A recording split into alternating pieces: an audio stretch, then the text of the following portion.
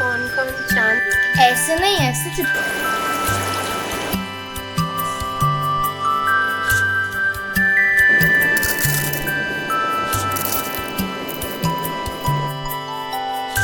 Hello everyone, welcome back to our channel Nisha all in one blog. तो सबसे पहले तो आप सबको जन्माष्टमी की ढेर सारी शुभकामनाएं। तो आज के ब्लॉग में आपको मैं बताऊंगी कि मैंने बड़े वाले जो हमारे लड्डू गोपाल जी हैं उनको कैसे पाया। मतलब मैं कुछ सोचती थी कि ये मेरा सपना पूरा हो जाए और वो सपना इस रूप में मेरे पास आया। और जो छोटे लड्डू गोपाल जी हैं उनकी मैंने किस तरह से सेवा की वो भी मैं आपको बताऊंगी, क्योंकि मैं मेरे छोटे लड्डू गोपाल जी की कभी भी सेवा नहीं करती थी। वो किसी कारणवश से मुझे किसी ने मतलब मेरी मम्मी ने गिफ्ट दिए थे और मुझे पता ही नहीं था। एक्चुअली मैं उनकी सेवा नहीं करना चाहती थी, ऐसा नहीं है, पर मैं उनकी सेवा करती ही नहीं थी। मुझे पता ही नहीं था कि उनकी इस तरह से सेवा भी करनी चाहिए। और जो ये बात है ना, ये मैं एकदम सच्ची बोल रही हूँ। ऐसा नहीं है कि मैं व्यूज़ के लिए ये सब कर रही हूँ। देखिए, व्यूज़ के लिए कुछ भी बोल सकते हैं, पर भगवान के बारे में कभी भी झूठ नहीं बोल सकते। वैसे भी मेरी आदत है कि मैं व्यूज़ के लिए कुछ भी नहीं करती हूँ। हाँ, व्यूज़ आएंगे तो खुशी होगी, ऐसा नहीं है कि व्यूज़ आएंगे खुशी नहीं होगी। हाँ, पर जो भी मैं बताऊंगी और मुझे बताने जैसा होगा तो ही मैं बताऊंगी। तो चलिए मैं बताती हूँ कि छोटे लड्डू गोपाल जी मेरी मम्मी ने दिए थे मुझे गिफ्ट में, और उसको दिए हुए लगभग 2 से 3 साल हो गए थे। तो मैं उनकी कोई भी सेवा नहीं करती थी। मुझे पता ही नहीं था कि लड्डू गोपाल जी की इस तरह से सेवा करनी चाहिए, तो मैंने की नहीं उनकी। और एक दिन क्या हुआ, 2-3 साल बाद, मुझे याद नहीं कि कितने साल प्रॉपरली हुए थे। तो उसके बाद दिन को मैं सोई हुई थी और लड्डू गोपाल जी ने मुझे आकर बोला कि आप मेरी सेवा क्यों नहीं करती हैं। और फिर उसके बाद से मैं उनको सपने में ही उनको कपड़े पहना रही हूँ, उनको खाना खिला रही हूँ।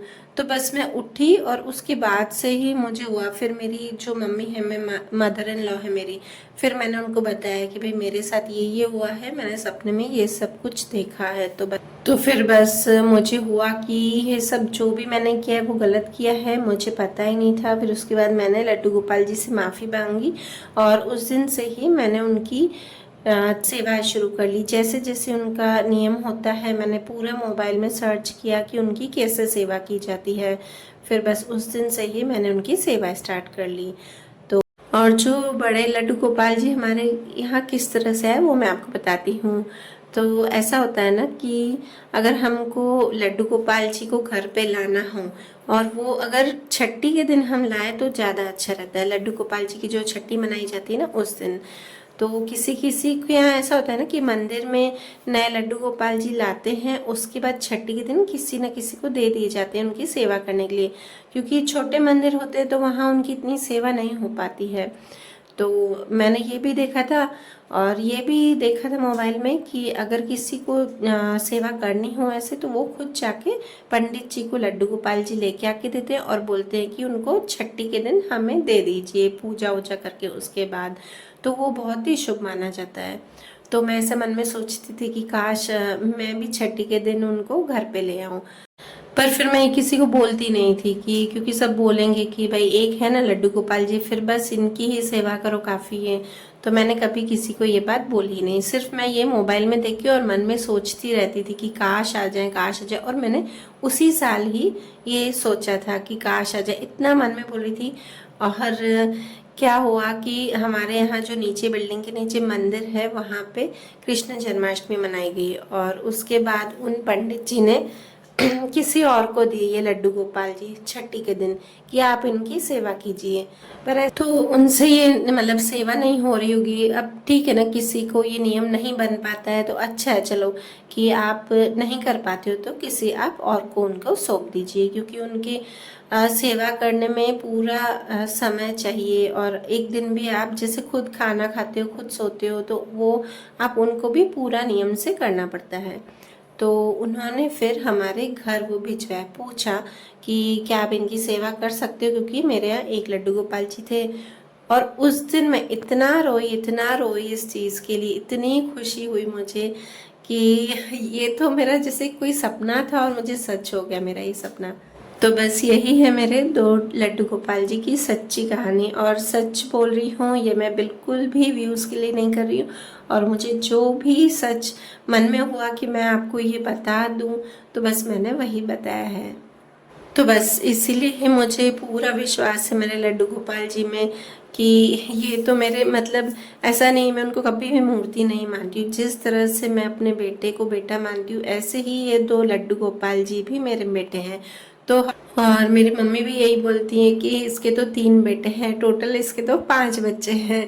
हंसी आती है सबको, पर अब है तो है भाई। मैं मानती हूँ इस बात को कि लड्डू गोपाल जी मेरे साक्षात बेटे ही हैं। तो चलिए गाइस, ये पूरी आपको मैंने सच्ची घटना बताई है। और सही बताऊं कि मैं आप जब ये वॉइस ओवर कर रही थी ना, उस टाइम भी मैं इमोशनल हो गई हूँ।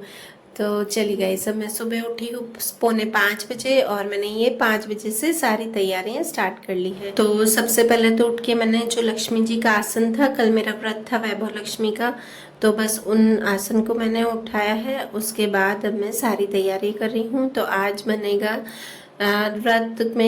व्रत के लिए आज बना रही हूँ मैं साबूदाने की टिकिया, सावा चावल की खिचड़ी, और जो व्रत का आटा होता है ना, उसकी मैं बनाऊंगी पूड़ियाँ। तो देखिए गाइस, ये टिकिया बना दी है और यहाँ पे पूड़ियाँ भी बन गई हैं। पूड़ी थोड़ी सी बनाई है, ज़्यादा नहीं बनाई है क्योंकि इतना सारा फिर कोई खाएगा नहीं। और ये सामा चावल ये भी बन गए हैं। और यहाँ पे ये चाय रखी है कहाँ। तो बस अब किचन का सारा काम हो गया है। अब बस मंदिर जाऊंगी, और बाहर से वो चिपकाने के लिए भूल गए हम, जिससे हम चुन्नी जो पीछे डेकोरेशन होगा ना वो करेंगे। तो बस वो ले आऊंगी और ककड़ी ले आऊंगी, जिससे लड्डू गोपाल जी का जन्म कराते हैं। और आज रात को बारिश हुई है अच्छे से, देखिए कितनी अच्छी हरियाली हो रही है, पूरा पानी भरा हुआ है।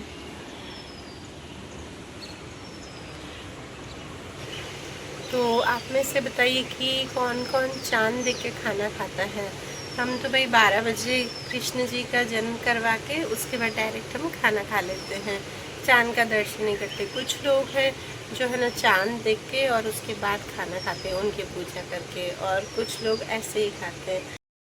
जन्माष्टमी का इंतज़ार तो मैं इस तरह से करती हूँ ना कि जैसे मेरे बच्चों का बर्थडे आता है, और शायद उससे भी ज़्यादा। मैंने अपने बच्चों के भी बर्थडे का कभी भी इतना इंतज़ार नहीं किया है जितना मैं जन्माष्टमी का इंतज़ार करती हूँ। बस कुछ दिन पहले से ही मुझे तैयारियाँ करने का बहुत ही शौक़ है कि जन्माष्टमी आएगी, मैं ये बनाऊँगी भोग के लिए, वो बनाऊँगी। और जिस दिन जन्माष्टमी होती है ना, उस दिन तो मुझे अपने आप ही नींद खुल जाती है सुबह सुबह। तो यहाँ पे मेरे कपड़े भी धुल गए थे, तो बस मैंने यहाँ पर कपड़े सुखा दिए हैं और मंदिर भी होके आ गई। और जो मेरा थोड़ा सामान बाकी था बस मैं वो भी लेके आई हूँ। और यहाँ पे ध्रुव बैठा है अनन्या के साथ, वो मेरा इंतज़ार कर रहा है। बस ये ले आई हूँ मैं कपड़ी। केले मैं 2 ही लाई हूँ क्योंकि कोई खाता नहीं है, अभी बारिश का मौसम है ना, तो बच्चों को भी नहीं देती हूँ, हम भी नहीं खाते हैं। और ये 2 ककड़ी ले आई हूँ, इसमें कृष्ण भगवान का, लड्डू गोपाल जी का जन्म कराएंगे। और ये चिपकाने के लिए ये हुक जो आते हैं ना, हैंगिंग हुक, बस वही। तो ये सब काम करके उसके बाद मैंने सबसे पहले तो ये हैंगिंग हुक लगाए हैं, क्योंकि इस हुक को लगा के और उसके बाद 2 घंटे अगर छोड़ के उसके बाद कुछ हम इस पर चिपकाएंगे लगाएंगे ना, तो फिर वो निकलेंगे नहीं, वरना तो ये निकल जाते हैं। और फिर इन सब के बाद मैंने ध्रुव को नाश्ता वाश्ता खिलाया, और फिर मैं 1 घंटे की नैप लेके उसके बाद हमने सारी तैयारियां स्टार्ट की थी अनन्या और मैंने। तो क्योंकि हमें पता है कि हम दिन से तैयारी स्टार्ट करेंगे तो हमारी शाम तक पूरी होगी, क्योंकि ध्रुव को भी हमें बीच बीच में संभालना पड़ता है। तो गाइस, अगला जो वीडियो होगा जन्माष्टमी सेलिब्रेशन का, वो बिल्कुल भी मिस नहीं कीजिएगा, वो बहुत ही अच्छा आएगा।